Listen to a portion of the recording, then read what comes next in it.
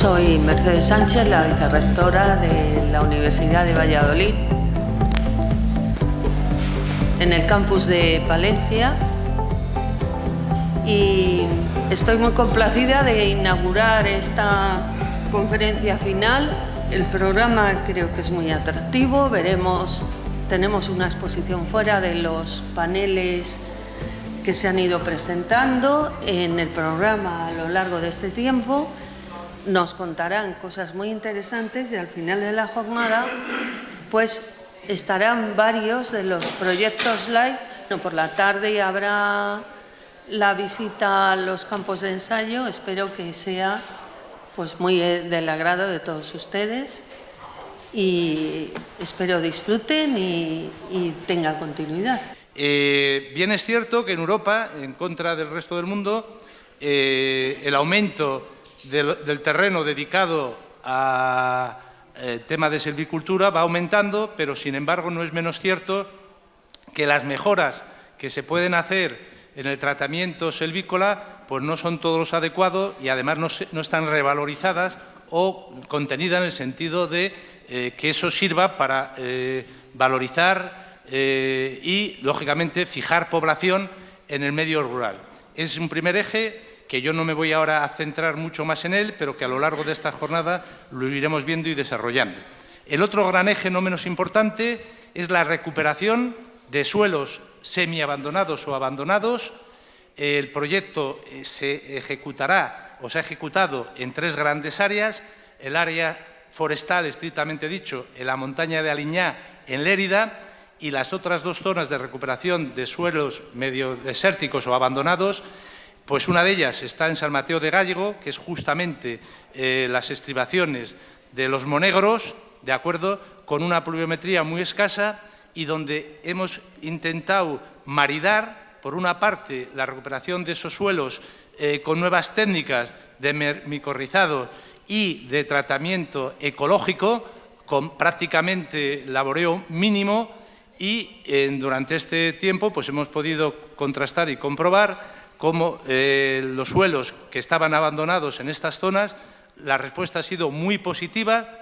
Ya veremos las producciones y los rendimientos y cómo este tipo de herramientas puede permitir que el medio rural se desarrolle de una forma bastante efectiva, pudiendo fijar población y, lo que es tan importante, que la huella, lógicamente, del carbono pues se vea muy mejorada por 2 circunstancias. La agricultura es verdad que es una gran, entre comillas, empresa que fija CO2 y otros gases invernaderos, pero no es menos cierto que si no se actúa de forma adecuada, pues el gasto de esa energía, tanto en fertilizantes como en labores culturales que no estén perfectamente realizadas, pues es mucho también el CO2 que emite a la atmósfera.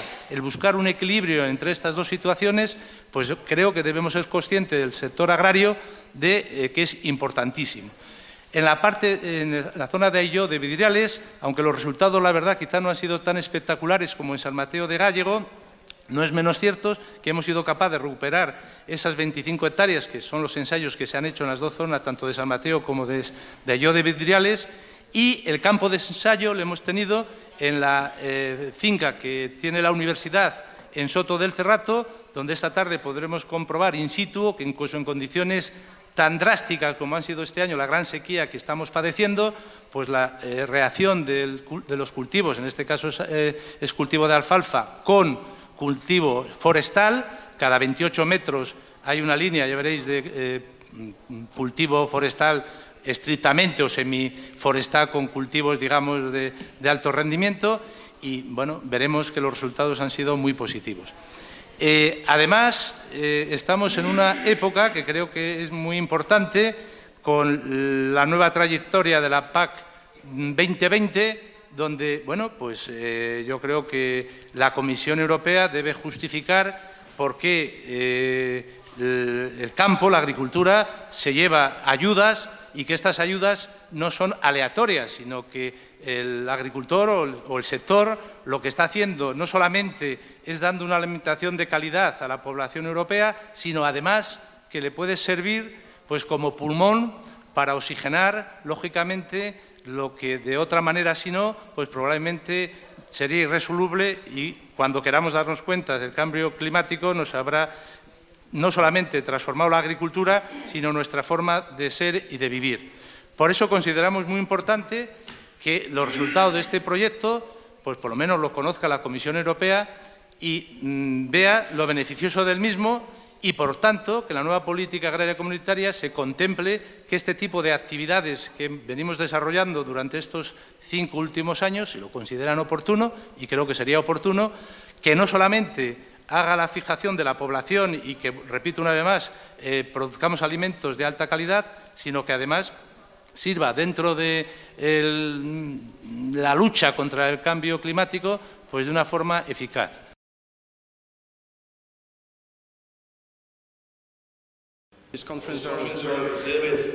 Estas conferencias van en una dirección, así que voy a explicar un poco la realidad. Así que va a haber diferentes partes a lo largo de la mañana. Vamos a hablar de las áreas, de diferentes cosas para poder tener una visión más importante de lo que vamos a ver en el campo. La primera va a ser un poco la recopilación de las 3 diferentes zonas o áreas. Es un vídeo rápido el que vamos a ver ahora y con suerte os va a despertar, ¿no?, rápidamente esto.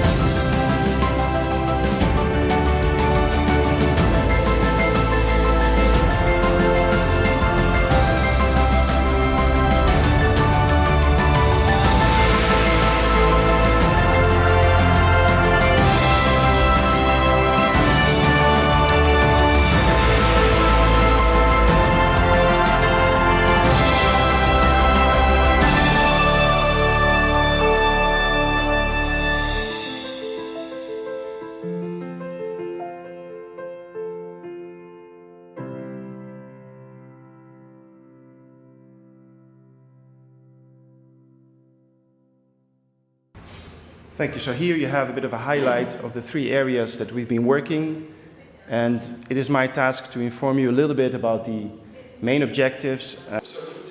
Para poner una perspectiva, tenemos aquí un problema importante, ¿no? Y buscamos soluciones. Y es por lo que este programa se concibió para poder para intentar ayudar y buscar una respuesta. Esta es una fotografía, una imagen de un sitio que no está muy lejano de aquí, que lo sabéis muy bien, sobre todo los que vivís aquí en Valencia, en Valladolid, en esta área. Como podéis ver, es un paisaje que está, digamos, es agrícola, pero no hay árboles, no hay vida, se puede decir. Y con esta imagen, veis aquí la línea negra, ¿no?, la temperatura media del 60, 70 hasta los 90, ¿no?, en toda esta época, ¿no? Y vemos aquí la línea azul y cada vez que la temperatura va subiendo, ¿no? Y vemos que las precipitaciones cada vez son más extremas, ¿no? Más escasas. Desde el punto de vista total. Y los únicos animales que van a vivir aquí, esperemos que no sean esos, ¿no? En el Camino de Santiago es la única vida que va a haber, ¿no? Así que tenemos que hacer algo al respecto para solucionar este problema. El programa se ha construido basándose en dos diferentes áreas. En principio, en una tenemos, digamos, una gran cantidad de masa forestal en España, en Europa, que se ha abandonado realmente. Y vamos a decir que digamos que no hay producción, así que tenemos muchos incendios y no tenemos valor, ¿no? Y este valor se va perdiendo, así que tenemos que recuperar este valor de esta masa forestal, intentar de alguna forma que tengamos estos retornos económicos, ¿no? Y hacer unos esfuerzos económicos para poder conseguirlo. La segunda parte, como puedes ver, digamos, son prácticas agroforestales integradas, ¿no? Para ayudar a las áreas que han sido abandonadas y por el peligro de estar abandonadas y dar una solución a estas áreas que han sido abandonadas. Sabemos que el 90% de la producción en España está en secano, ¿no? En zonas de secano, ¿no? Y la producción ahí, digamos, está bajando, está reduciendo durante los últimos años y cada vez es más difícil para los agricultores que puedan vivir. Y depende, desde luego, en los subsidios agrícolas que se reciben, ¿no? Y pensamos que necesitamos una respuesta, ¿no? Para poder solucionar este problema, ¿no? Y para cambiar esta tendencia, ¿no? Porque cada vez vemos que estas áreas están más degradadas, ¿no? Así que lo que intentamos en estas zonas es tener, digamos, un planteamiento más integrado, ¿no? Por eso hablamos de agroforestal, el tema como solución a las prácticas actuales, que es el monocultivo, ¿no? Y que este monocultivo de alguna forma, digamos que pone es prácticas intensivas en cuanto a los fertilizantes. Y en este proyecto vemos que hay unas respuestas en cuanto a la combinación, por ejemplo, de árboles y de arbustos para integrar, digamos, una salud desde el suelo mucho mejor, más resiliencia, más resistencia y, en definitiva, un cambio a esta tendencia.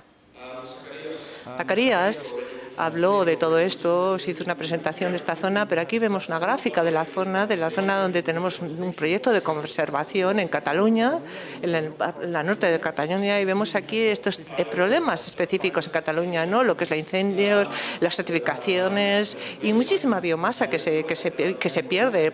Entonces no hay un valor añadido a estas áreas. Segunda área que tenemos aquí es esta fotografía que vemos a la parte de arriba, ¿no? La parte superior, ¿no? Que está totalmente abandonada, una zona totalmente abandonada, no hay cultivos, no crece nada aquí en esta zona y casi está, digamos que hay desertificación, erosión, todo esto es lo que está ocurriendo en esta zona, ¿no? Así que tenemos también que buscar una solución. Y la última sería en Aragón, en la zona de Aragón, es San Mateo de Gallegos, es un pueblo cerca de Zaragoza. Veis aquí una fotografía del inicio, ¿no? De la apariencia que tenía al principio, es solamente 200 milímetros de pluviometría, ¿no? Así que es una zona muy seca y eso es un total desafío para los agricultores. A veces tienen cultivos, otras veces no tienen rendimiento. Un día tienen rendimientos, otros años no tienen rendimientos. Mis compañeros de Holanda, vosotros tenéis unas circunstancias totalmente diferentes, ¿a que sí? Así que la erosión es un gran problema al que están aquí y, por supuesto, el abandono de las tierras. Vemos que muchísimas hectáreas, cientos de hectáreas que están abandonadas en esta área, en la parte norte de Aragón, como digo, ¿no? Así que esto cada vez está aumentando más el problema de la erosión y de la desertificación. Aquí están los socios del proyecto. Es un proyecto muy ambicioso, por supuesto, con muchísimos componentes, integrantes, y así que necesitamos, digamos, un gran consorcio, pues que hay diferentes países son los que integran esto. Lo importante se llama Plant and Cure de Holanda. Estos son los que han proporcionado los micorrizas y es una bacteria para poder de alguna forma empezar a echarlo en el suelo y para que de alguna forma tenga un nuevo impulso el suelo y tenga una actividad biológica diferente, ¿no? Por supuesto, aquí vemos desde arriba hasta abajo la Universidad de Valladolid, que es la fundación de la Universidad de Valladolid, que son los socios científicos para validar todos estos estudios.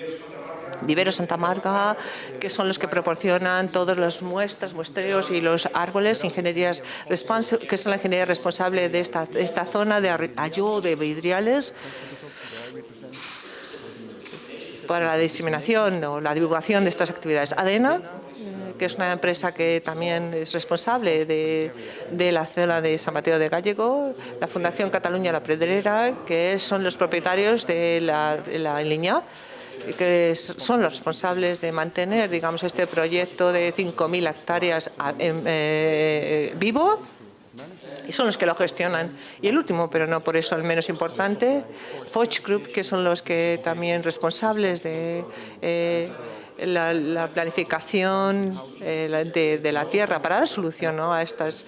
Y luego, por supuesto, la certificación, ¿no? Bruno va a hablar de la certificación, las dificultades que estamos afrontando actualmente para obtener esta certificación y obtener estos créditos del carbono. Una de las acciones principales que estamos llevando a cabo, como podéis ver aquí, diferentes imágenes, es lo que estamos haciendo en el proyecto, ¿no? Por supuesto, tenemos que diseñar las plantaciones, ¿no?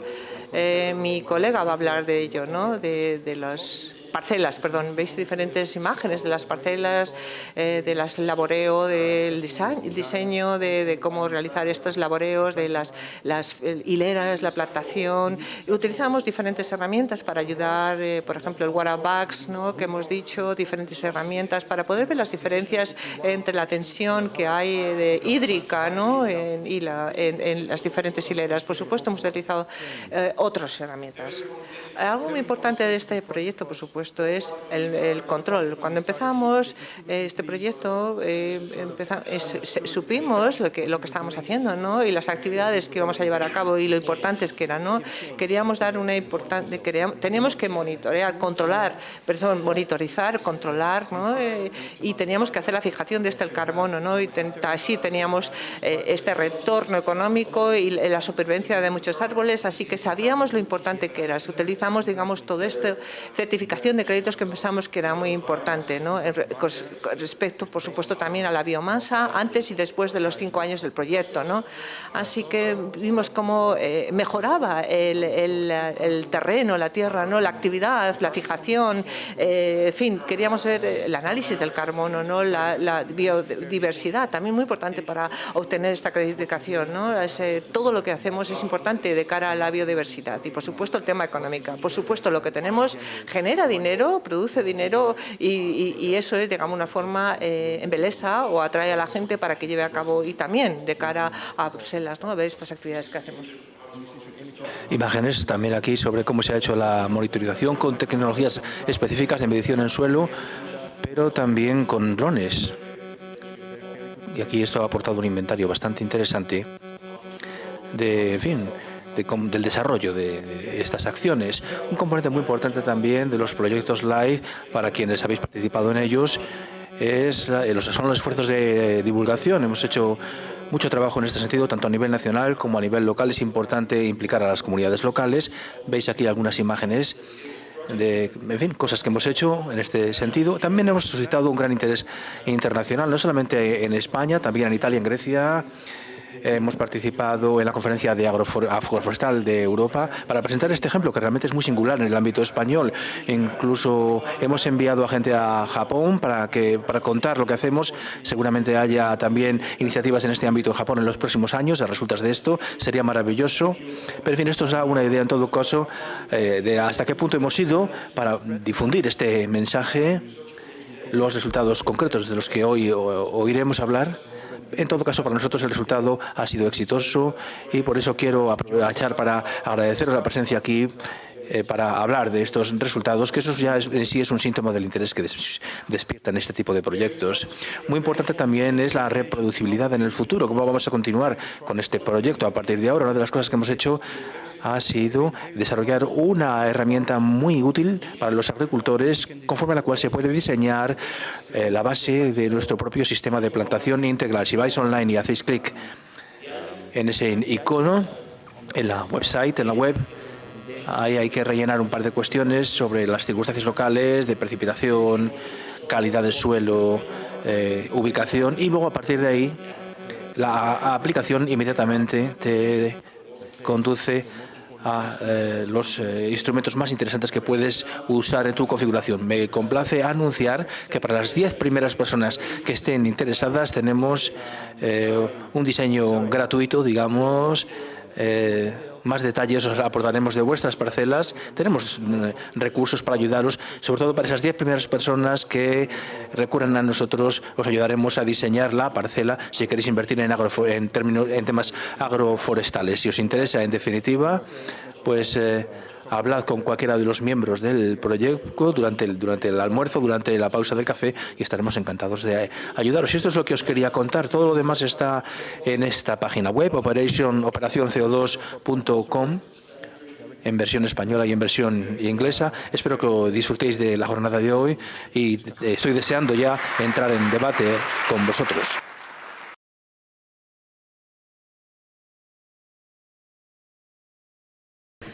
Quiero dar las gracias también y la enhorabuena a los socios que han formado parte de este proyecto.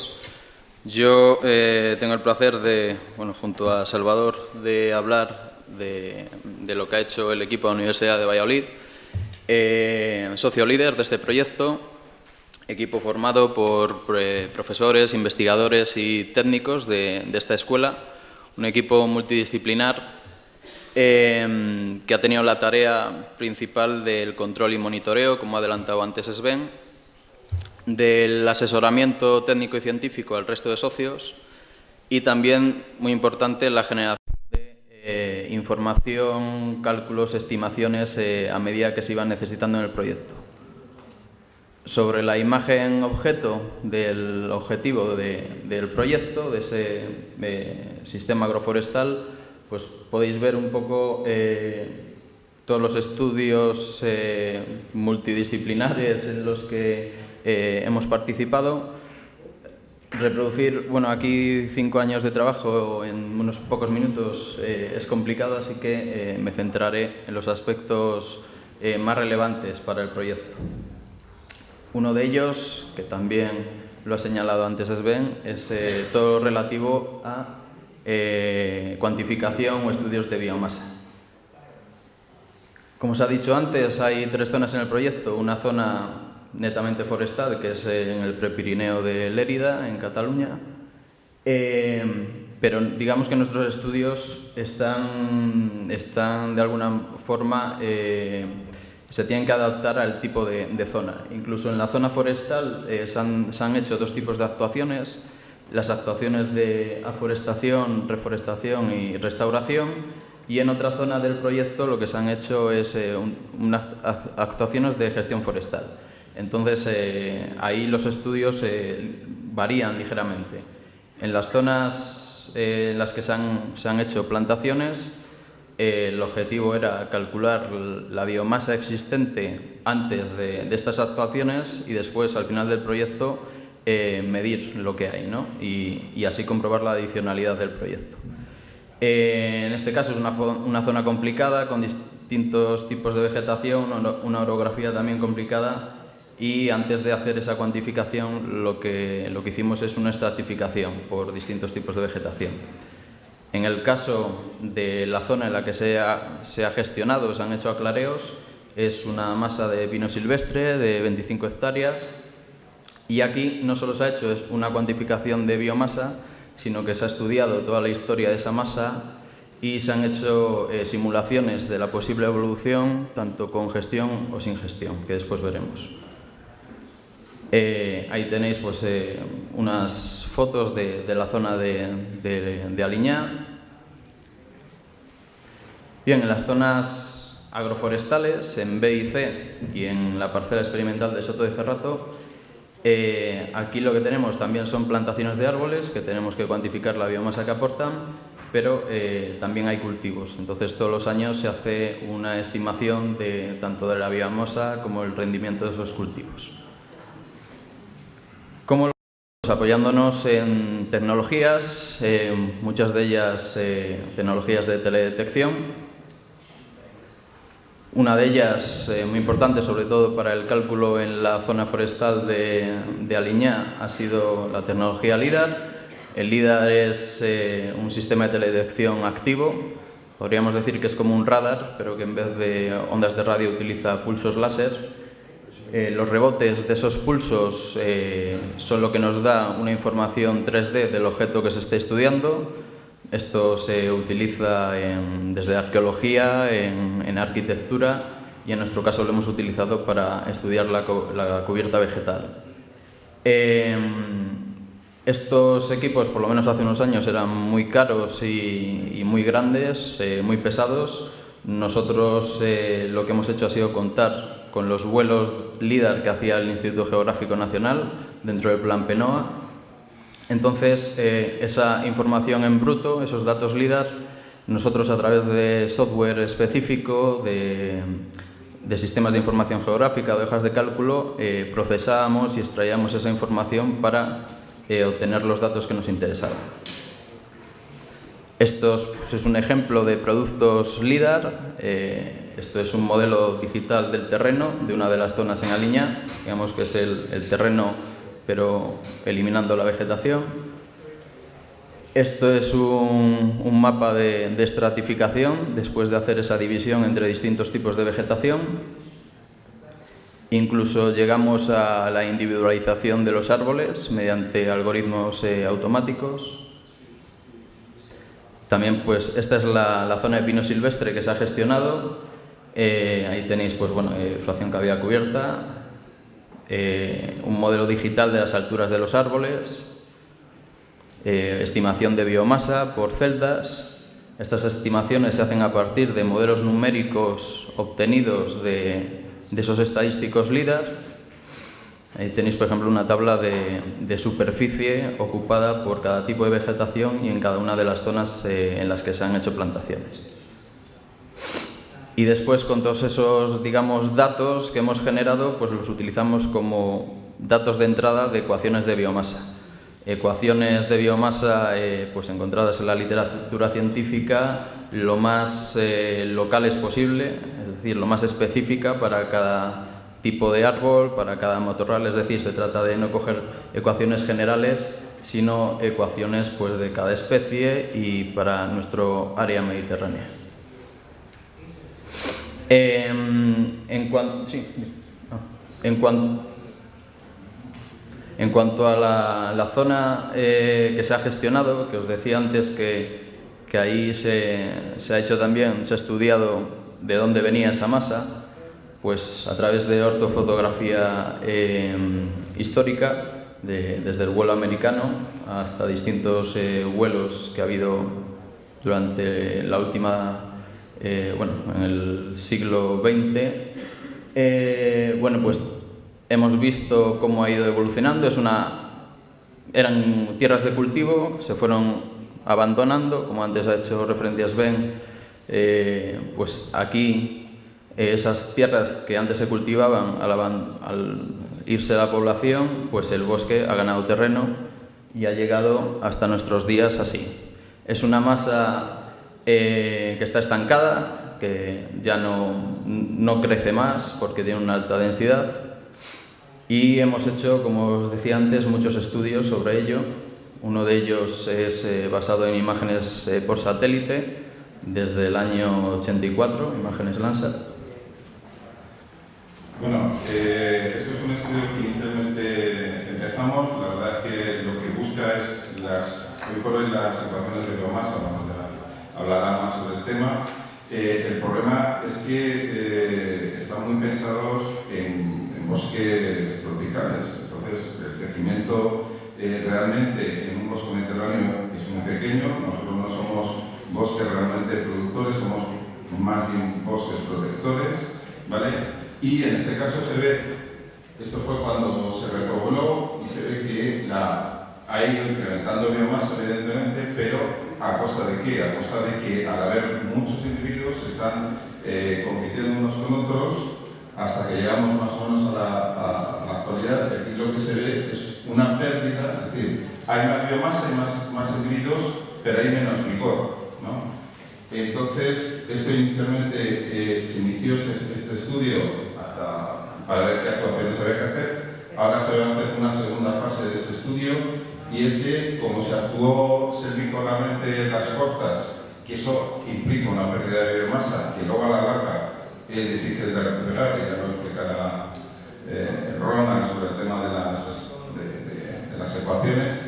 El problema está en que lo que nosotros queremos hacer un estudio se cortó en 2015, estamos a 2017 y vamos a ver también si con teledetección, en principio con Landsat y sobre todo con otro satélite que es Sentinel, que es mucho más preciso, a ver si en 2 años Hay que tener en cuenta que en el tema forestal 2 años, en este tema agrícola un día, o 10 minutos, pues prácticamente nada.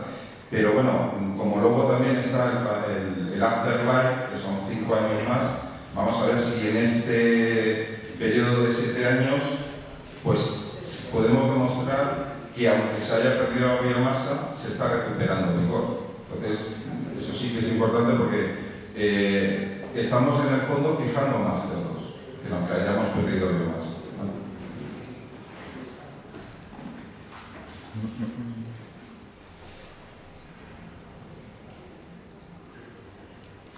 Bueno, ahora no funciona.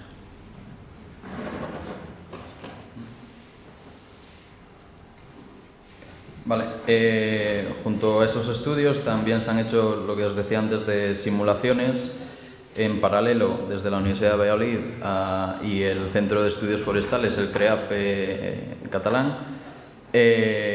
Lo que se ha visto es pues lo que se mencionaba antes, que esa masa está estancada, que hay que hacer tratamientos silvícolas para que esa masa vuelva a ser un sumidero neto de CO2.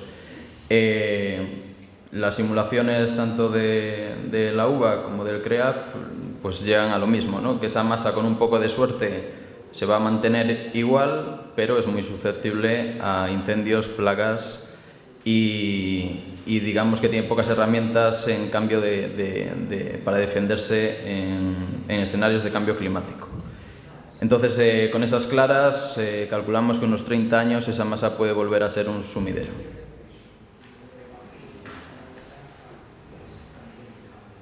Vale, también, aparte de LIDAR, satélite, hemos utilizado pues, plataformas de baja altura, los drones.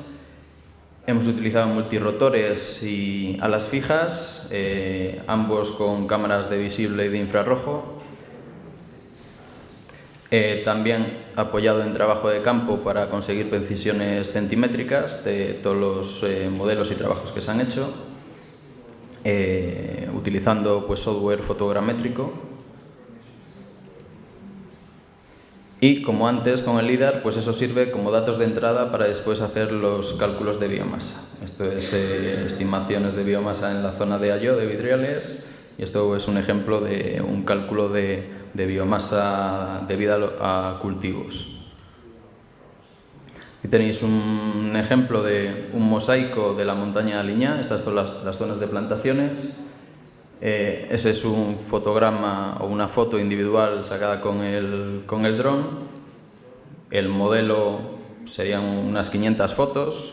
Bueno, estas están a baja calidad para poder ponerlas a la presentación, pero podéis ver la resolución de los fotogramas individuales. Ahí incluso pues, se pueden ver las plantaciones de aromáticas y los puntos blancos que son los árboles con waterbox. Si bajamos a la otra zona, a Planasa, a Campaposta, ahí tenemos también las aromáticas, y si bajamos más, pues podemos ver hasta ese punto blanco en el camino, que es una de las dianas, que es un folio A3. Es que se utiliza para coger las coordenadas GPS y conseguir precisión centimétrica. Y bueno, como he dicho antes, la teledetección ahorra mucho trabajo, lo permite en zonas de difícil acceso, pero también hay que seguir haciendo trabajo de campo, ya no tanto como para generar información, sino como control y apoyo de ese trabajo de teledetección. Aquí podemos ver en la masa de pino silvestre que hemos dicho antes, se puede ver la alta densidad que hay en trabajos pues, recogiendo muestras de suelo, cores de árboles para cuantificar o medir la edad de esos árboles y bueno, pues datos de alturas, diámetros y demás. Lo mismo pasa en las zonas, pero de manera mucho más sencilla, en las zonas agroforestales también se cogen ciertas medidas en campo, también de los cultivos, y después pues eso conlleva después trabajo en laboratorio y en gabinete. Esa cuantificación de biomasa se complementa con los análisis de carbono. Es decir, si conocemos la biomasa y sabemos cuánto carbono contiene, podemos saber cuánto CO2 ha capturado la planta en cuestión. Ahí tenéis ejemplos de análisis de cultivos, o sea, porcentajes de carbono en cultivos, en aromáticas y en árboles en pino silvestre. Otro de los aspectos fundamentales es el suelo. Sobre todo en la parte agrícola, el suelo es el único reservorio que se considera de CO2 o de carbono. Hemos cogido muchísimas muestras. De manera general podemos decir que se ha incrementado la materia orgánica y por lo tanto el carbono. Hemos mejorado la absorción de CO2. Pues todas las muestras se georreferenciaban, se hacían campañas intentando 2 veces al año en cada una de las zonas. No sé si se va a ver el vídeo. Bueno, ahí podemos ver con esos puntos georreferenciados pues, los niveles de carbono en cada punto, ¿no?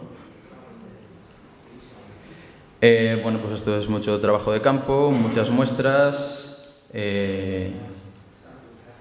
En laboratorio pues los tamizados, todo el proceso para poder al final meterlo en ese equipo que veis a la derecha, que es un analizador LECO, que lo que hace es quema las muestras a 900 grados y los gases de la combustión los analiza con un detector infrarrojos y nos da el contenido en carbono y en nitrógeno. Bueno, esto pues es resultado de esos muestreos. Tenemos análisis generales de todo tipo de parámetros que se suelen coger del suelo y específicamente de niveles de carbono. Hemos replicado lo que se ha hecho en las zonas B y C en la parcela de Soto de Cerrato que visitaremos esta tarde. Ahí, como digo, se replican los mismos tratamientos que en San Mateo y en Ayó. Aquí podéis ver la captura aérea de lo que vamos a ver. Es alfalfa y en las líneas intermedias pues hay 4 especies de árboles, si no me equivoco. Ahí tenéis el marco de plantación. Estos son fotos de uno de los cortes que se ha hecho de la alfalfa. La supervivencia de los árboles es del 95%, todos ellos están plantados con waterbox. Y bueno, se ha hecho un seguimiento también de los crecimientos, tanto en altura como en diámetro, y bueno, es bastante positivo. Bien, voy acabando ya. Después, esto que no sé si os habréis fijado al entrar, los rizotrones, se han colocado 4, después en el café los podéis ver. ¿Qué son? Pues son volúmenes de suelo que se han cogido en campo para reproducir los tratamientos que hay en el campo, pero en el vivero, ¿no? Con condiciones controladas. Ahí tenéis la recogida de los rizotrones, la siembra con el cultivo, en este caso son bezas. Aquí los tenéis en el vivero, es decir, tenemos lo mismo que en el campo, pero con condiciones controladas. Y los rizotrones, la característica que tiene es que por uno de los lados es visible, ¿no? Y podemos ver el desarrollo de las raíces. Y también en los rizotrones también se han cogido muestras de suelo para ver la evolución del mismo con los distintos productos. De manera general se puede decir que los productos que se han utilizado, micorrízicos, pues tienen una alta colonización y que aumenta comparado con el testigo tanto la biomasa aérea como la radical. En cuanto a biodiversidad, Salvador también nos puede decir. Bueno, básicamente se ha habido un incremento de biodiversidad en las 3 zonas, ¿vale? Evidentemente se ha hecho por los métodos más clásicos de muestreo en campo, donde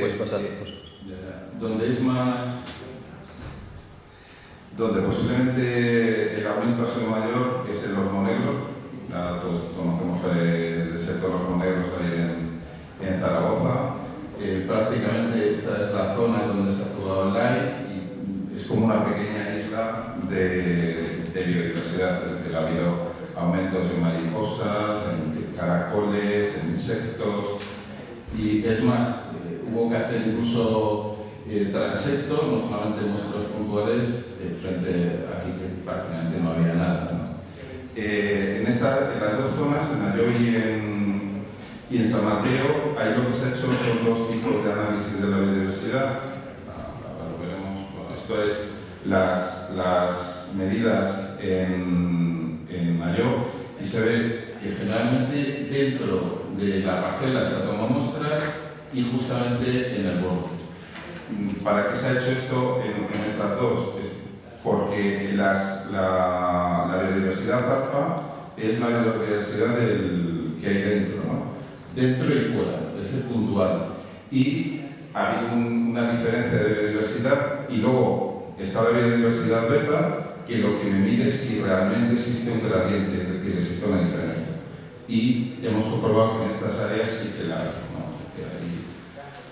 Estas son las típicas trampas para insectos que se han utilizado, ¿vale? Estas son rápidamente un poco. Bueno, esta foto está tomada precisamente de San Mateo. San Mateo que es como una isla de verdor, ahí además se nota muchísimo. Estas son las muestras. Voy a pasar así rápido. Aquí se hace con los índices normales, ¿vale? En todos se ha aumentado la alfa, es decir, la que está dentro de la parcela frente a la que está fuera, ¿vale? Y esta es la beta, que lo que sí me confirma es que existe un gradiente, es decir, una diferencia entre un punto y otro de biodiversidad. Entonces, lo hemos visto por esos dos métodos. Creo que finalmente, bueno, ampliando lo que ha comentado Sven en cuanto a divulgación, bueno, pues simplemente he puesto unos ejemplos de las labores de divulgación en los últimos meses, la aportación al CONAMA, también en verano, el año pasado, en el 5º Congreso Iberoamericano de Investigación Cualitativa. También participamos en la conferencia final de otro proyecto LIFE, el Integral Carbon. Lo hemos dado a conocer en otras universidades, en la República Checa, en 2 universidades italianas, en Roma y en Florencia, en la Facultad de Wannabe, en Brasil, a través de videoconferencia, en la Universidad de Kioto también, en Japón. Y se han publicado a día de hoy, hay 4 artículos científicos en revista internacional Indesada, 2 en la revista RISTI, y después en Natural Product Communications sobre los productos de 2 especies de matorral en Alló y Vidriales, y también sobre ese trabajo en Alló en Carbon Management. Y después, bueno, hay una colaboración con la Universidad de Tesalónica, en Grecia, que lo que se va a hacer es replicar los mismos estudios que se han hecho aquí, pero con las especies tanto de Erica como de Cistus que hay en Grecia. Bien, es lo que decía. Y finalmente, pues dentro de la escuela gracias al proyecto se ha hecho un trabajo fin de máster y una tesis doctoral que se defenderá en muy breve. Y nada más, eso es todo. Muchas gracias.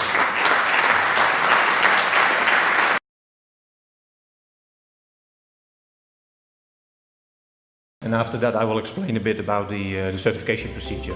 So first we get a general overview video.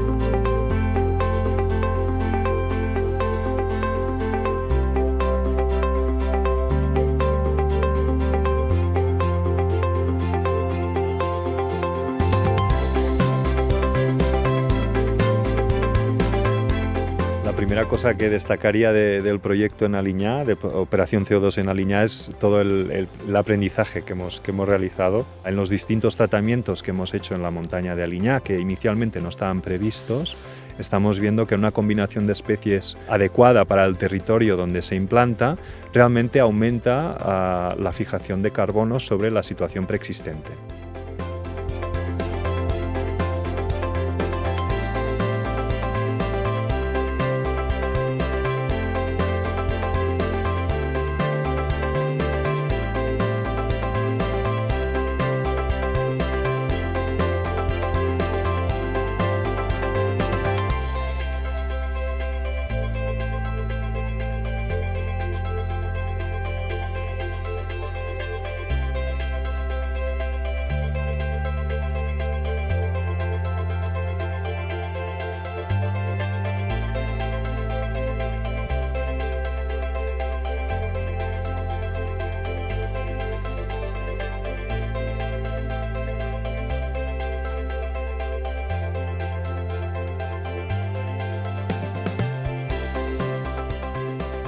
El objetivo inicial de la participación de la Fundación en este proyecto de fijación de carbono era sobre todo testar sobre el terreno la posibilidad de un manejo forestal, una gestión de la masa de bosque preexistente que pudiera favorecer la fijación de carbono. Aclarando de cierta manera, podemos aumentar el stock de carbono acumulado en la masa forestal. Cuando entramos, antes de actuar en la masa, partíamos de unas densidades entre 1.500 y 3.000 pies por hectárea.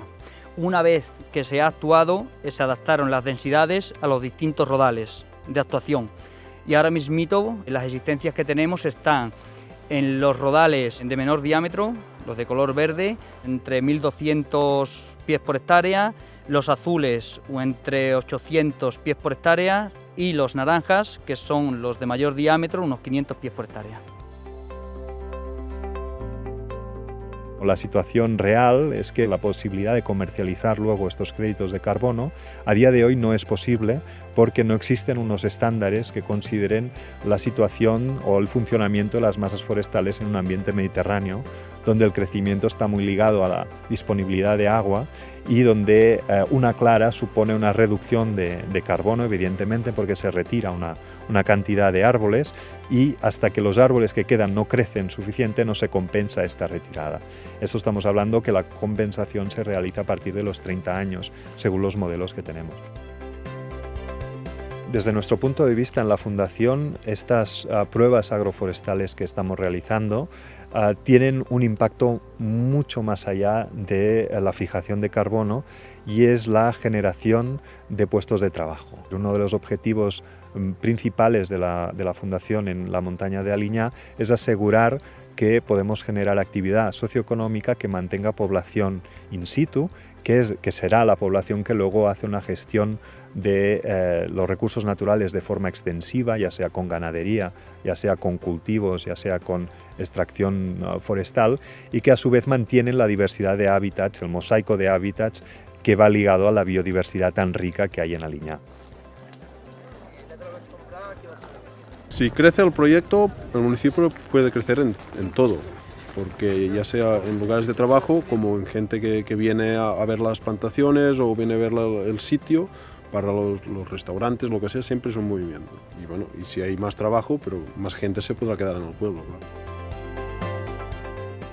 Hay un tema de integración social, porque al inicio la plantación se realizó a través de una fundación que se llama Integra Pirineus y que trabaja con gente en riesgo de exclusión social, y luego a la larga irá bien pues porque se necesitará mano de obra para procesar el producto final, que será la manzana, igual que en el caso de las plantas aromáticas. También, además, periódicamente la Fundación Integra Pirineus nos deja a uno de sus trabajadores y él nos ayuda siempre en las tareas de plantación y de cuidado de las plantaciones. La parte de carbono no puede sustentar este plan piloto. Sí que lo sustenta luego la parte socioeconómica, digamos, la parte de comercialización de estos productos, que además estamos certificando a nivel de producción ecológica. Estamos intentando que sean productos de valor añadido. Son campos que no se habían hecho antes, desde muchos años, nada, y el hecho de hacer algo, pero que encima es ecológico, es un valor añadido que bueno, que al final el valle supongo que lo notará. Por lo tanto, aprendizaje, resultados positivos y un poco como en todos los proyectos, ¿no? La implantación te hace ver pues, situaciones no previstas inicialmente.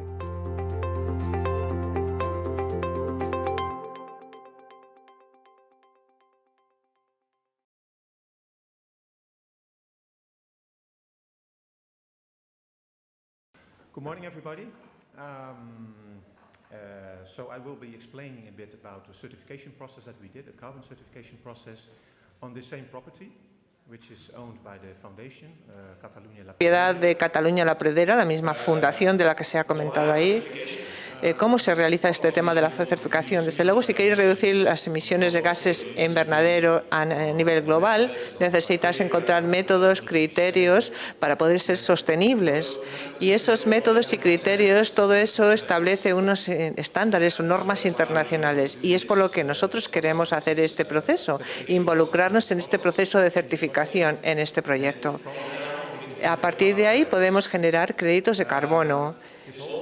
Todo este proceso genera de estos créditos de carbono y está dentro de un sistema de cultivo, es lo que yo voy a explicar más adelante.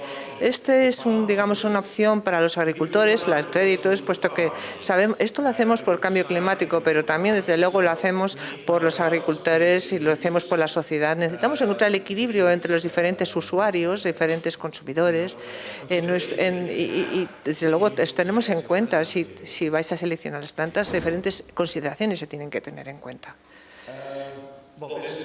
Esta es parte del proyecto, lo que es el proyecto de certificación de carbono. Hay diferentes acciones específicas que se llama Operación CO2. Como ya he dicho, los créditos son adicionales de estos sistemas de gestión agrosilvícolas. Así que hemos desarrollado este sistema de plantas integrado y, desde luego, la biodiversidad, economía y cambios climáticos están dentro de nuestras consideraciones. Por supuesto, también los agricultores. Hemos aplicado dos estándares, normas diferentes para certificar. Una es la que se llama las de verificación, que es, digamos, para los mercados voluntarios, y hemos combinado esto con otros estándares, PDD estándares, ¿no? Estos dos estándares, normas, son complementarios. Generan, digamos, mayor en los mercados voluntarios, generan mayor actividad, pero además el precio es bastante bajo, así que, digamos, en teoría es un almacén teórico, ¿no? Y también es un ejercicio para nosotros, sobre todo en el área de superficie. La zona total de certificar es muy pequeña y, pese a que la propiedad total es más de 4.000 hectáreas, era, digamos, muy pequeña el área que se podía certificar, que era certificable, era muy pequeña, muy escasa. Las bases para este proyecto de certificación de carbono se describe. Digamos, se realiza una descripción muy detallada, pormenorizada, de cómo podemos hacer este proyecto, diferentes pasos y medidas que hay que aplicar, y este es un poco el resultado del proceso, ¿no? La descripción de este proyecto, de cómo se puede certificar créditos. Los pasos que se tienen que dar, por supuesto, son los que vemos ahí, todo acorde a...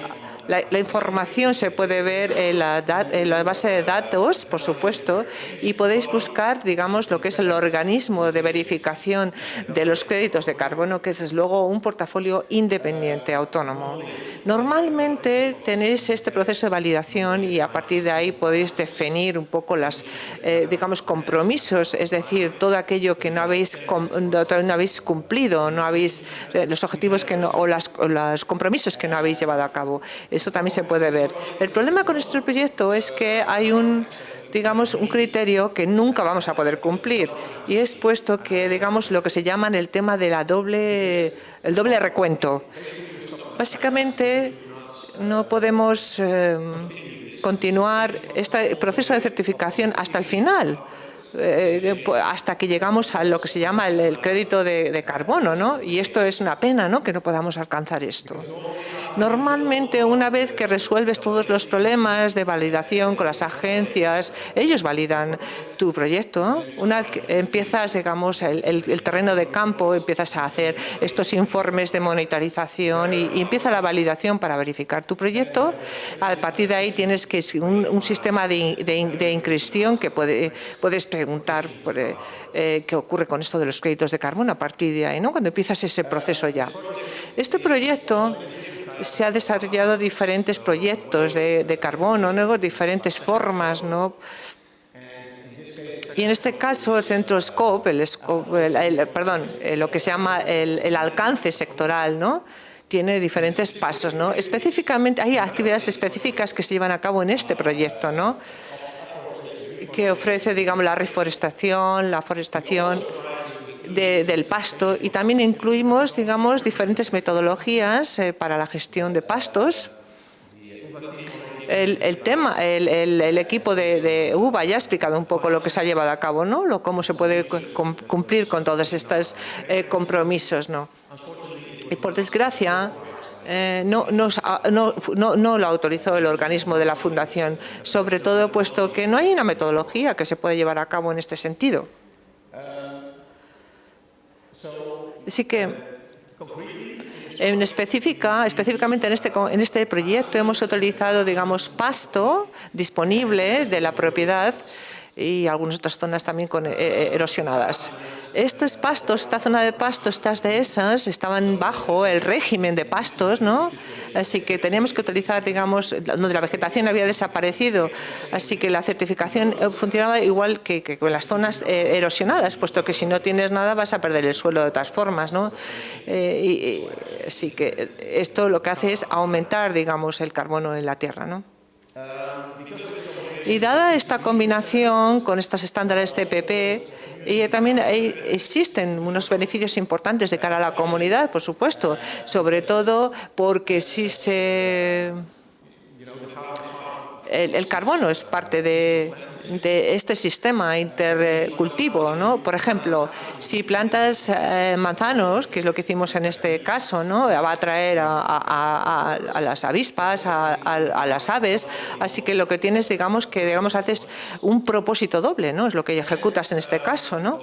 Y la idea, digamos, era que a largo plazo esto sobreviviera, ¿no? Y esto dependía del Caixa Catalunya, el banco, ¿no? Y lo querían utilizar un poco también como un ingreso, ¿no? Para ellos, otras propiedades que también eran propiedad de esta fundación. Y por supuesto esto era una oportunidad un poco importante e interesante junto con otros proyectos también.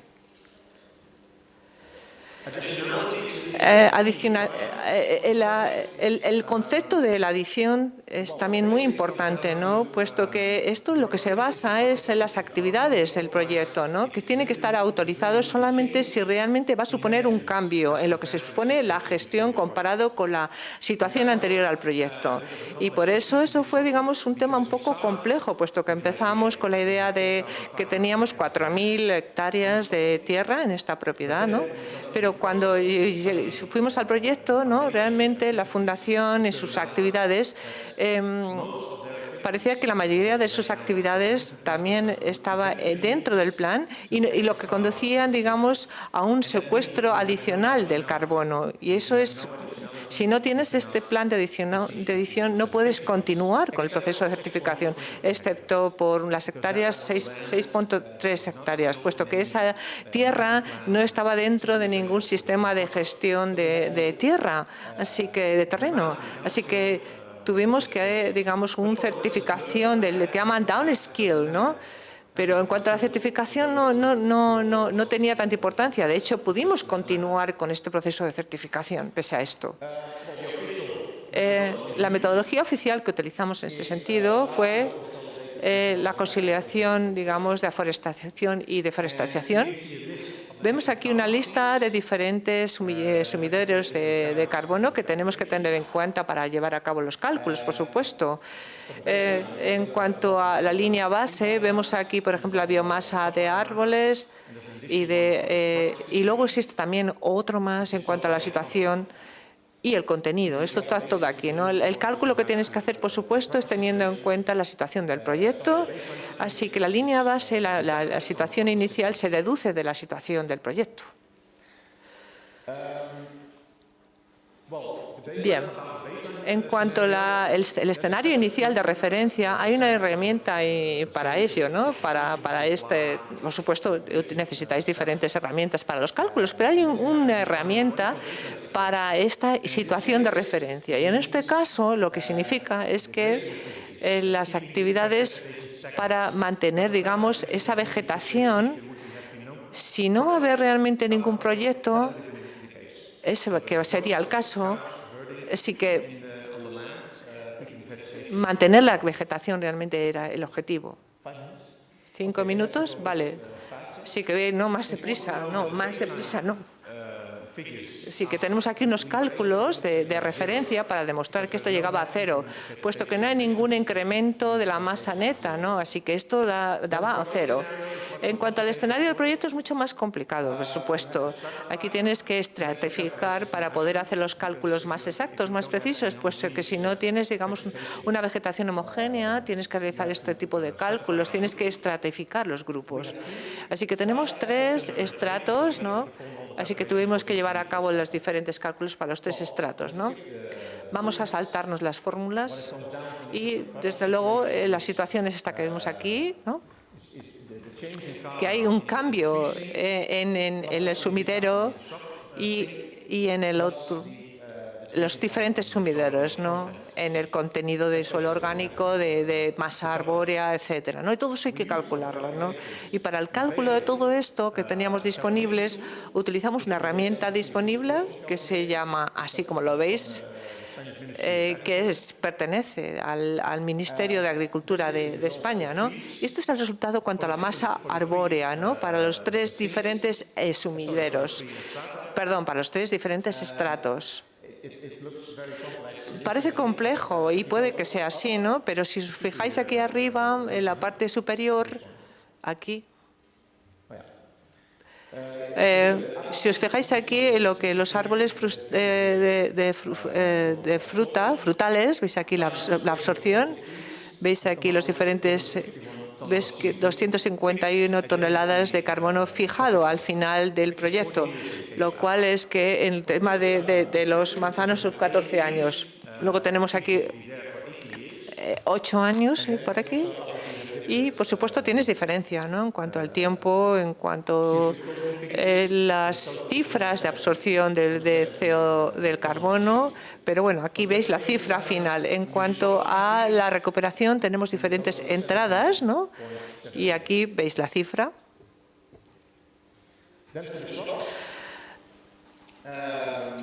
En cuanto al matorral, lo plantamos en 2 estratos. ¿Veis aquí? Solamente hay 2 especies disponibles en la base de datos de esta herramienta, así que tuvimos que buscar, digamos, al que más cercano, ¿no? El más próximo, puesto que la mayoría de las especies no estaban incluidas en la base de datos. Y sí que podemos ver el total aquí de la fijación del carbono, es aquí mismo. Además, también tuvimos que hacer otro cálculo, puesto que el primer año eliminamos vegetación, así que eso lo tuvimos que deducir de la fijación de carbono neto.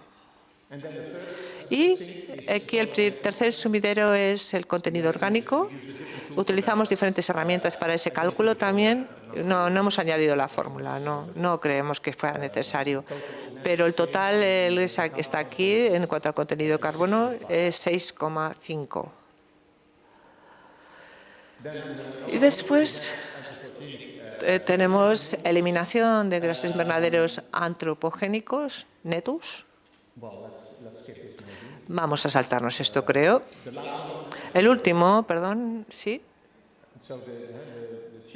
Al final, en el cambio del carbono, en cuanto a la situación del carbono, está aquí reflejado. En esta tabla que veis aquí, vemos, se refiere a los árboles, por supuesto, y el cambio del carbono también está aquí reflejado. Y vemos aquí aquí el total es esta cifra que veis aquí. Esto ocurrió después del proyecto LIFE, del ciclo del proyecto LIFE, ¿vale? Esto ocurre al final. Pero ahora podéis tener que calcularlo todo año por año, puesto que cambia, ¿no? Por ejemplo, los manzanos van a estar solamente 14 años, así que transcurridos los 14 años, los cálculos en cuanto a los manzanos ya no importan, ya no se tienen en cuenta los cálculos. Así que los cálculos se realizaron, digamos, en ese momento y aquí vemos los resultados. ¿Ves? Toneladas de CO2, equivalente CO2 de toneladas al año, ¿lo veis aquí? 2 minutos. Vale, estos son, digamos, otro de las diapositivas de los resultados total. Veis aquí el total del proyecto, 1.562, luego vemos después de 80 años. Eso se corresponde a los años que teníamos de los árboles frutales. Vamos a saltarnos esto, la comunidad y biodiversidad, puesto que sí que realizamos, digamos, diferentes metodologías, aplicamos y diferentes estudios. Y además, por supuesto, un inventario que nos ayudó el equipo de TEAM a realizarlo y también la Fundación nos ayudó a realizar el inventario. También hicimos, digamos, diferentes entrevistas a los principales actores o agentes. Esta es la última diapositiva. Validación de proyecto se realizó en mayo del año pasado, una vez que se finalizó la descripción del proyecto. Y como ya he dicho antes, se canceló el IFM, puesto que no teníamos una buena metodología para la masa forestal mediterránea Mediterráneo. El CAS lleva muchísimo tiempo, así que, en conclusión, digamos, si empiezas estos estudios realmente y si no se gestionan bien, pues es imposible. Es imposible realizar esto en esta situación mediterránea, ¿no? Es imposible llevarlo a cabo. Así que el principal problema al que nos enfrentamos es que este certificado de presentación lo realizamos y alcanzamos la etapa de validación, pero tuvimos un problema que no pudimos solucionar, que es el tema del doble recuento. Y este es, digamos, aquí en este país también existe este tema del doble recuento del carbono y para ello tienes que tener un tipo de acuerdos, ¿no? Y hay que incluir lo que se derive del proyecto, hay que incluirlo también a nivel nacional y por desgracia esto no pudimos solucionarlo. Sin embargo, Javier no está aquí, pero él consiguió incluir, digamos, el registro o registrar este proyecto, ¿no? Pero con algunas condiciones nuevas, así que creo que ahora solamente tenemos 5 o 6 hectáreas que han quedado solamente 5 o 6 hectáreas. Creo que ahora la empresa está en otros negocios. Así que creo que por ahora es una lección que hemos aprendido, que es muy útil y en cuanto a nivel nacional necesitamos nuevos acuerdos para poder ya realizar este tipo de proyectos. Vale, esto es todo. Gracias.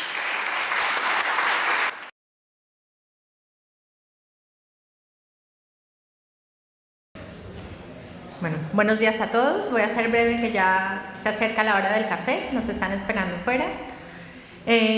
Vamos a hablar un poco sobre cuáles son las actuaciones de la parte agroforestal que se han hecho en las 2 áreas del proyecto. Para abordar este segundo pilar, que consiste en demostrar la viabilidad de transformar las áreas erosionadas o abandonadas en zonas ecológicamente buenas y que se hayan aplicado prácticas integrales agroforestales, se han seleccionado 2 áreas de 25 hectáreas en cada una de estas zonas. Una es en Aylló de Vidriales, aquí en Zamora, y la otra es en San Mateo de Gállego, cerca del desierto de los Monegros, como lo dijo Zacarías al inicio de este evento. Por lo tanto, lo que queremos hacer es intentar combatir algunos de los diversos problemas ambientales que tienen estas 2 zonas, como son la compactación del suelo, la erosión, la sequía, el riesgo de incendios y la desertificación. Por tanto, para hacer frente a estos problemas, nos marcamos algunos objetivos, como fueron el restaurar la tierra, ya que ha perdido la fertilidad debido al sobreuso de los monocultivos o el exceso de fertilizantes, fomentar las prácticas agroforestales, combinando así cultivos con árboles, mejorar la calidad del suelo cambiando su pH e inoculándolo con micorrizas o con bacterias beneficiosas y ácidos húmicos. De esta manera, lo que pretendemos entonces es obtener un balance positivo en la fijación de CO2 gracias a las actuaciones agroforestales. A continuación, voy a explicar un poco las características generales de cada una de las áreas. La primera, que la llamamos la área B, en Aylló de Vidriales, es una zona que se caracteriza por tierras sin riego, abandonadas por más de 15 años, que no ha tenido ningún tipo de laboreo.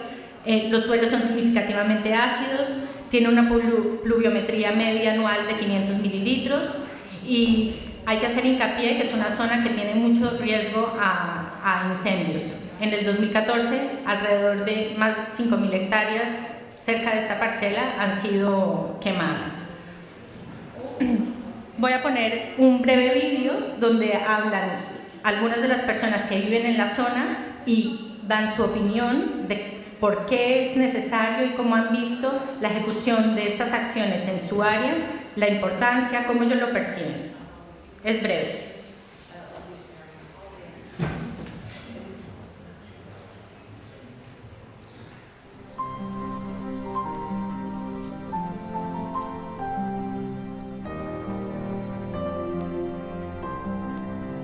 Cada año ves que se van añadiendo terrenos que se van a ir quedando abandonados. Entonces también lo ven con mucha preocupación. Sí, sí, porque incluso hay gente que piensa que si no sus hijos o sus nietos pudieran tener alguna rentabilidad de estos terrenos y con mucha pena ven que quedan abandonados y que no se puede, que no hay quien los cultive, ¿no? Bueno, aquí nos encontramos con el efecto de la erosión. Vemos un monte que, aunque está lleno de vegetación, en las partes más pendientes ha ido perdiendo la vegetación. Puede haber sido por un fuego o por cualquier otra razón, y posteriormente el agua ha ido arrastrando el suelo, impidiendo cualquier fijación de ninguna vegetación, de nada, absolutamente de nada, ni de hierba, ni de arbustos, ni de ningún tipo de ser vivo vegetal. Esto, que aquí es una gran escala, es lo que se produce en cualquier tierra agrícola cuando tenemos el terreno sin cultivo y hay pendientes y se producen lluvias torrenciales. Por eso es bastante importante siempre tener el suelo con algún cultivo.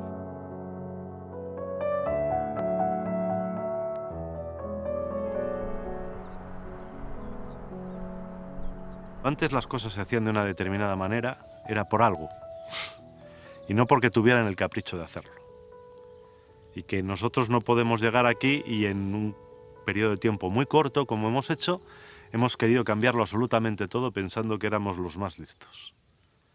Y que con un tractor muy grande y moviendo grandes extensiones y utilizando grandes cantidades de abonos químicos y de productos varios, de insecticidas, herbicidas, ya lo teníamos todo solucionado. Eso es algo que se ha hecho, supongo que aquí y en todo el mundo, y que realmente el tiempo está demostrando que no teníamos razón. Porque si a corto plazo sí conseguíamos mayor productividad, a medio plazo nos hemos cargado la productividad y ahora nos encontramos con una recuperación que es muchísimo más larga y costosa que todo lo que haya podido dar.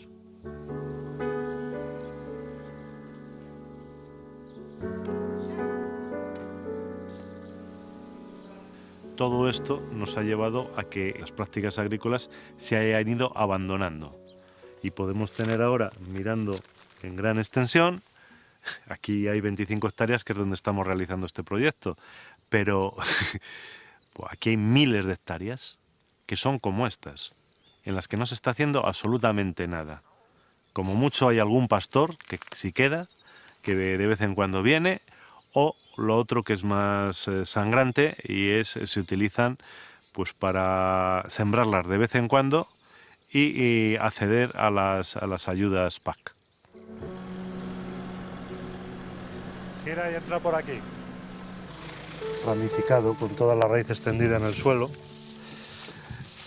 Esto después viendo si ha sido micorrizada, o sea, si se ha micorrizado con el micelio del hongo, ha formado una micorriza. Si ha hecho eso, significaría que todo este terreno, hasta esta profundidad, está con raíces y después con ramificaciones de micorrizas.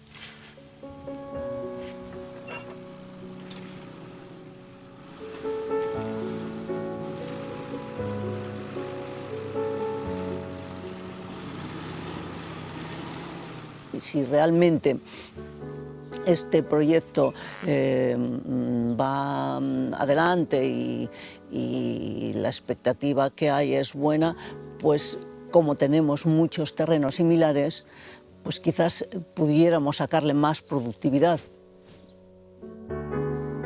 ¿Qué es lo que debes hacer? Pues yo creo que intervenir de manera que pares lo que estabas haciendo, modifiques el sistema de actuación e intensifiques para que la recuperación sea lo más rápida posible.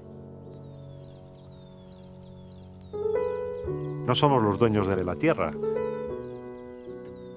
Somos pobladores durante un tiempo muy corto. Y no tenemos derecho a dejar a las generaciones que vengan detrás un legado de desiertos.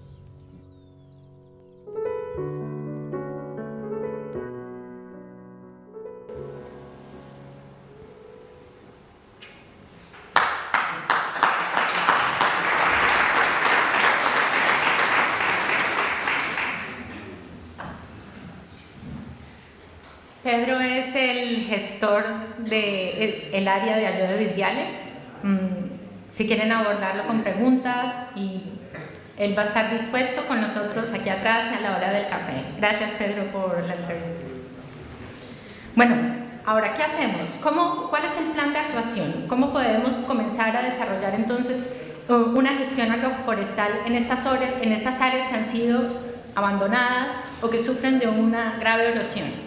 Primero, lo que hicimos fue plantearnos el plan de cultivo o el plan de manejo. ¿Qué vamos a hacer? Se diseñó primero el plan agroforestal. El diseño tuvo como base las características del terreno, donde se seleccionaron varias especies. Y las especies tendrían que tener algún uso específico, sea para madera, para frutales, aromáticas, protección de fronteras, cobertura, cultivos anuales, entre otros. ¿Para qué? Para que esto nos diera diversos beneficios, como el aumento de la biodiversidad, reducir el riesgo de erosión, tener beneficios económicos a largo plazo y además aumentar la fijación de carbono. Una vez se han seleccionado las áreas, las especies, vamos a campo y hacemos la división de las parcelas in situ. Además, teníamos el propósito de tratar de verificar cuáles eran las mejores alternativas en cuanto al uso de productos naturales como las micorrizas o bacterias beneficiosas.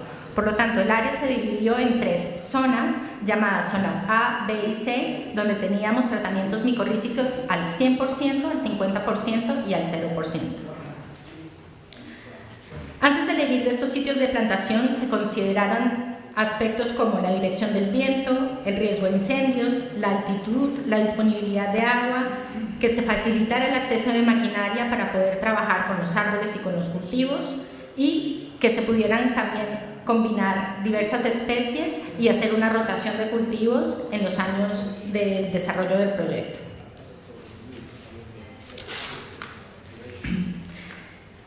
El tercer paso fue la implantación in situ de los cultivos y las cubiertas verdes. Todo esto se realizó durante el primer año del proyecto. Durante estas acciones lo que hicimos fue una preparación vertical con arado para descompactar el suelo, se hicieron siembras sobre líneas o sobre caballones y se hizo la inoculación de los productos a base de esporas de micorrizas. En el segundo año se realizó la implantación de la parte forestal. Una vez seleccionadas los árboles y los arbustos, se plantaron aproximadamente 300 árboles. Algunos de ellos fueron inoculados también con ectomicorrizas. Sabemos que es una área bastante seca, pero queríamos ver si a largo plazo vamos a tener producciones de trufas. Algunos árboles se plantaron además con un innovador sistema de aporte de agua llamado cocoon, waterbox o si no unas mantas de coco que permitían favorecer la humedad en el suelo y además disminuir la competencia de algunas arbences cerca de la raíz. Vamos ahora a los resultados que hemos obtenido en cuanto a la cosecha, los rendimientos de las cosechas durante el desarrollo del proyecto del 2013 al 2016. En las barras en azul, aquí está. Las barras en azul son las que indican los resultados de productividad de las áreas A, que fueron las que estuvieron tratadas al 100% con micorrizas. La barra B, la barra roja, que interpreta las zonas B al 50% y la zona C, 0. Podemos ver que tenemos una tendencia a que haya mejor producción en las zonas A que en las otras dos zonas. Aunque hayan sido diferentes los cultivos año a año, vemos que la zona A es la que tiene mejores producciones.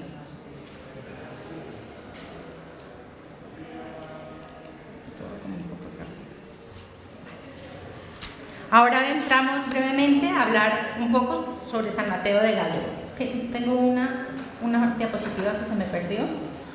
Hablé de la producción, pero ahora quiero mostrar la profundidad de las raíces que se han alcanzado en los diferentes cultivos. Esto es importante porque cada año se han hecho calicates en el suelo para ver hasta dónde se habían desarrollado las raíces y ver si las raíces habían tenido simbiosis con las micorrizas.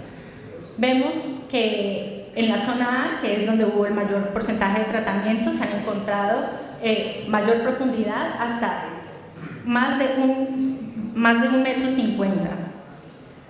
Esto que nos indica que las raíces van a mayor profundidad, que las características del suelo van cambiando, tenemos un mejor suelo, un suelo más saludable, más poroso y con mayor retención de agua. Ahora centramos un poco a hablar sobre las características de San Mateo de Gállego. Seguimos el mismo plan. Perfecto, seguimos el mismo plan, los 4 primeros pasos, donde fue el diseño, seleccionar las especies de acuerdo a ese terreno, como bien lo comentaron al principio, es una zona que está cerca del desierto de los Monegros. La particularidad de esta zona además es que tiene un viento muy fuerte llamado cierzo, y esto hace que haya una gran evapotranspiración. Esta área además, antiguamente su historial de manejo eran de trigo duro que se producía año y vez, año de trigo duro, luego se dejaba en berbecho y así duró durante más de 50 años. Luego estuvo abandonada y antes de que empezara el proyecto, el agricultor con el que se trabajó tenía el interés de que estas áreas fueran trabajadas solo ecológicamente. Por lo tanto, aquí no se trató con ningún producto químico.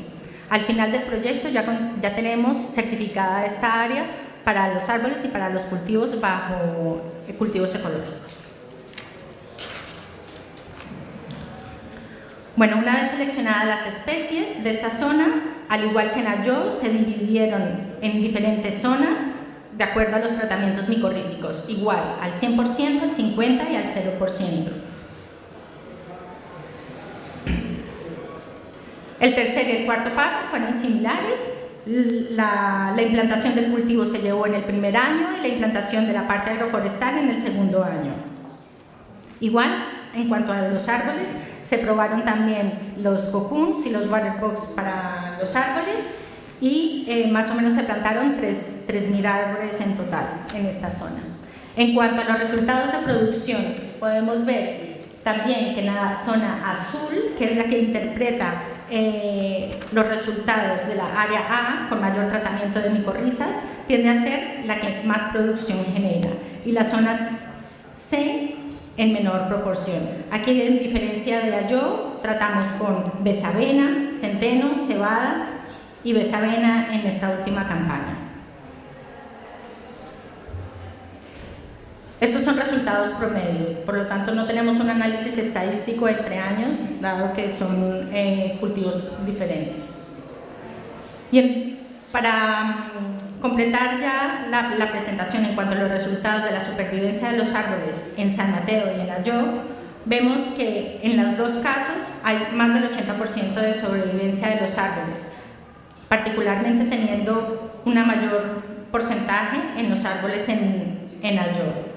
En San Mateo no tenemos castaños, pero en su lugar tuvimos encinas y coscojas, las cuales se mantienen y sobreviven con un rango aproximadamente del 90%.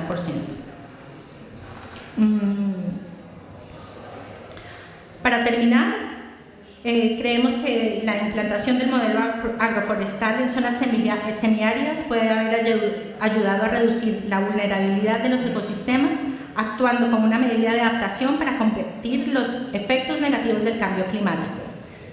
Ahora presento 5 ideas principales que fueron las lecciones aprendidas durante la actuación en estas zonas bajo el manejo agroforestal. Vemos que la biología del suelo es esencial, y especialmente en el Mediterráneo, donde el agua es un factor limitante, y realmente lo podemos mejorar. La compactación del suelo es un problema grande, el cual también se puede combatir si usamos el descompactador más o menos entre 3 y 4 años.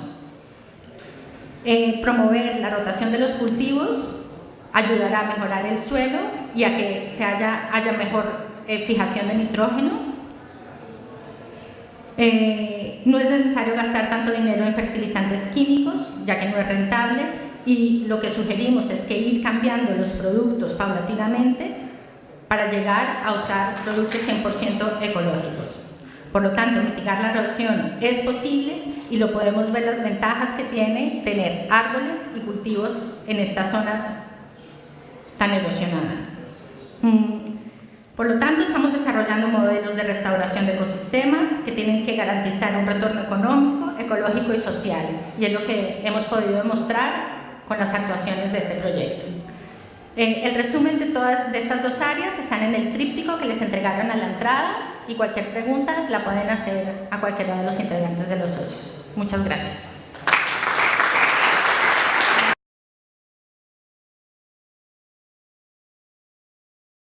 Muy bien, bueno, lo primero, dar las gracias por invitarme a participar en esta conferencia, al equipo del proyecto LIFE. Y lo siguiente que me parece importante contar en esta última parte de la mañana es, como ha dicho Katy, la importancia de los microorganismos del suelo y la importancia que esto tiene con respecto al futuro de los terrenos, ya sean agrícolas o forestales, ¿no? Entonces, bueno, nuestra empresa ha participado en el proyecto como una asistencia externa y verdaderamente es un proyecto en el que hay que dar la enhorabuena al diseño, porque verdaderamente se han fijado, desde mi punto de vista, y viendo muchos proyectos en los que se pretende mejorar el cambio climático, bueno, evitarlo fundamentalmente, mejorar las plantaciones, rentabilizar el mundo rural, captar y fijar CO2, hay una cosa que es muy importante que en muchos proyectos se olvida, y que si queremos fijar CO2, básicamente el potencial está en el suelo. El suelo es el que tiene que generar toda esa producción, y si no cuidamos el suelo y no sabemos cómo funciona, pues verdaderamente no vamos a poder optimizarlo, ¿no? Pues nuestra empresa se dedica a este tipo de cosas, como producciones que se fijan exclusivamente en el suelo, como son las plantaciones truferas, que son una cosa también que encajan muy bien en este proyecto, y han encajado porque es una cosa mixta entre lo forestal y lo agrícola, y que la producción principal está por debajo del suelo. Por lo tanto, ese conocimiento que tenemos hoy en día sobre cómo gestionar, cómo manejar una producción que encima es rentable y que está por debajo del suelo, nos da conocimiento para mejorar otros cultivos, como lo hemos hecho y bueno, vamos haciendo ensayos y en este proyecto se ha hecho en cultivos agrícolas, ¿no? Fijándonos en qué ocurre en el suelo, qué organismos necesitan las plantas para hacer la absorción de los nutrientes del suelo. Y bueno, pues a mí me parece que aquí es necesario agradecer a los socios como Pius de Plant Health Cure, empresa que se dedica a la producción de hongos micorrízicos para la agricultura, a Pedro, como ya habéis visto en el vídeo, que verdaderamente tiene un conocimiento de manejo importante en las plantaciones, sean del tipo que sean, a Viveros Fuente Amarga, que me parece que no ha podido venir. Bueno, pues todos ellos han tenido esa sensibilidad a la hora de fijarse no solo en las cosas que pasan por encima del suelo, sino por debajo, ¿no?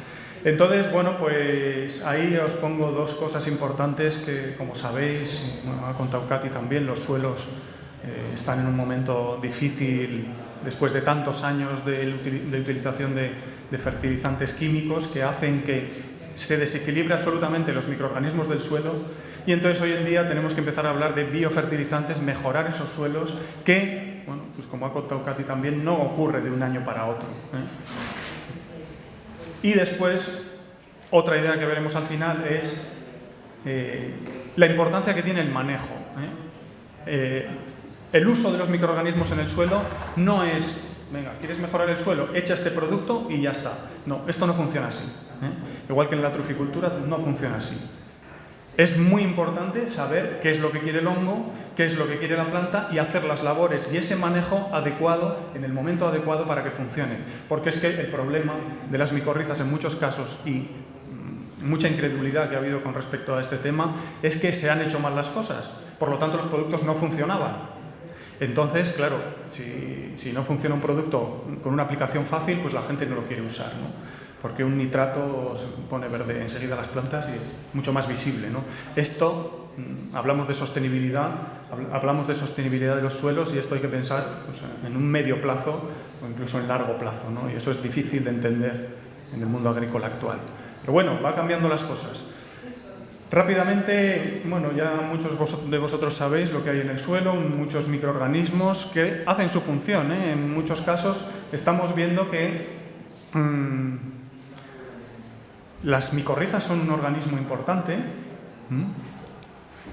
Bueno, veis ahí los hongos simbiontes, los hongos micorrícicos, son un organismo importante que ayuda a las plantas a crecer y a absorber los nutrientes. Pero ahora vemos que no solo están esos microorganismos actuando en esa función de nutrición de las plantas, sino que, como también decía Katy, como aplicación se han utilizado bacterias facilitadoras. Entonces, hoy en día sabemos que las plantas no solo absorben por los pelos radicales de las raíces, sino que necesitan asociarse a hongos, y hay unas bacterias que encima se llaman facilitadoras porque mejoran esa asociación entre hongo y la planta. Entonces ya estamos hablando de 3 organismos. De momento sabemos cómo controlar o cómo manejar esto, pero estamos absolutamente seguros de que habrá un montón más de microorganismos que podemos utilizar en esta buena gestión. Entonces, bueno, los hongos, que es donde más trabajamos nosotros, pues bueno, tienen estas 3 formas de vida. Los saprófitos son como los champiñones que podemos cultivar, los parásitos, ya sabéis, que son los que causan daños, y los que nos interesan son los simbiontes, porque se asocian con las plantas, ¿no? Para mejorar o para verse favorecidos los dos.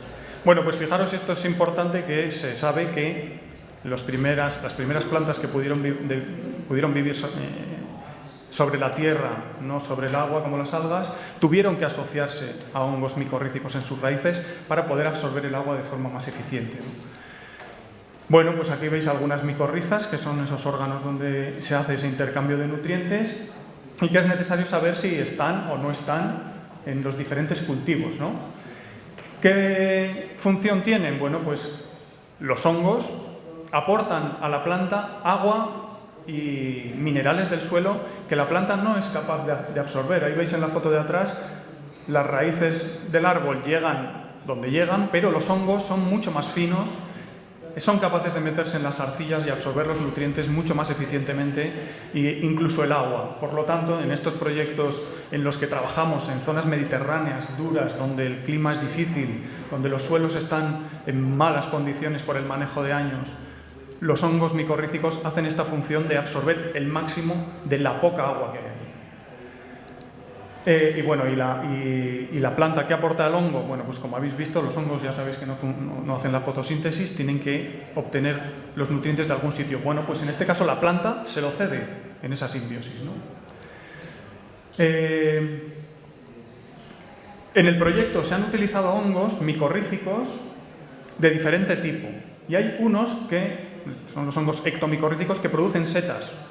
Se han hecho plantaciones con encina micorrizada con trufa, que tiene un valor en el mercado importante, con Cistus ladanifer micorrizado con boletus, que se ha conseguido micorrizar Cistus ladanifer. Bueno, pues en Ayo de Vidriales, que hay un pH adecuado para esto, se han hecho plantaciones. En San Mateo, por ejemplo, que es terreno calizo, pues se han hecho plantaciones de encina micorrizada con trufa. Esto es otra cosa muy importante. Los hongos son sensibles al pH del suelo. Si no acertamos en esa elección, estamos perdiendo el tiempo y el dinero. Este conocimiento es importante. Bueno, pues aquí tenéis la trufa. Fijaros, la trufa es un ejemplo muy bueno porque verdaderamente es un cultivo en el que la planta prácticamente nos da igual. Queremos que esté muy bien, pero lo que nos interesa es que el hongo esté feliz. ¿Y qué necesita un hongo para vivir contento y fructificar? Pues, como todos ellos, necesitan agua y oxigenación. Por lo tanto, por eso es tan importante el manejo del suelo. Si está compactado, el hongo no se va a desarrollar. Necesita unas labores. ¿En qué momento? Bueno, pues en un momento en el que no deshidrates el suelo y no lo compactes, ¿no? Que muchos, los que seáis agricultores, pues habéis oído hablar 1000 veces de ese concepto del tempero del suelo. ¿Cuál es ese? El momento en el que puedes hacer un laboreo adecuado del suelo sin perjudicarlo, ¿no? Bueno, pues eso en los microorganismos es el momento perfecto para poder mover el suelo, ¿no? Esos son los hongos que producen setas, pero es que hay otros que viven exactamente igual asociados a las plantas que no producen setas. Y estos son los hongos que se asocian a las plantas agrícolas y son los hongos endomicorrícicos que podemos aplicar a un montón de cultivos como los cereales y muchos de los que se cultivan en Castilla y León, ¿no? Y en muchos lugares de España. Bueno, pues la función ecológica es exactamente lo mismo y en vez de producir setas lo que hacen es mejorar la absorción de los nutrientes del suelo.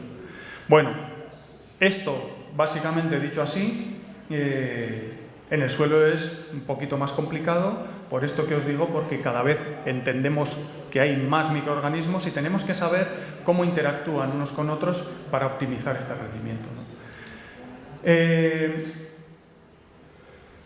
Por un lado tenemos los microorganismos que podemos aplicar en suelos que no lo tengan, pero, como os decía, esto tiene que ir íntimamente ligado a un buen manejo, a que los agricultores sepan en qué momento hay que hacer las cosas, porque verdaderamente con los hongos y las bacterias conseguimos, con trabajos diferentes, aunque hagamos un gasto importante en productos, si hacemos un laboreo como este que os ponía aquí al principio, este es el típico caso en el que, por mucho que hagas una buena aportación de microorganismos, cuando se hace un laboreo de este tipo, la deshidratación del suelo es brutal y los microorganismos mueren absolutamente, o por lo menos se reducen enormemente.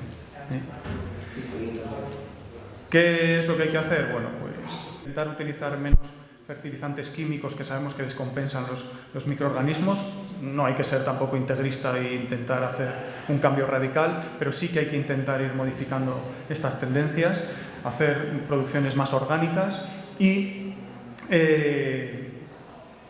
al 50% está la importancia de los microorganismos que aportemos y al 50% el manejo. Por lo tanto, hay que tener en cuenta esta variable en el futuro, para mí, desde un punto de vista principal. Y nada más, no me voy a extender más porque el día ha sido largo. Gracias.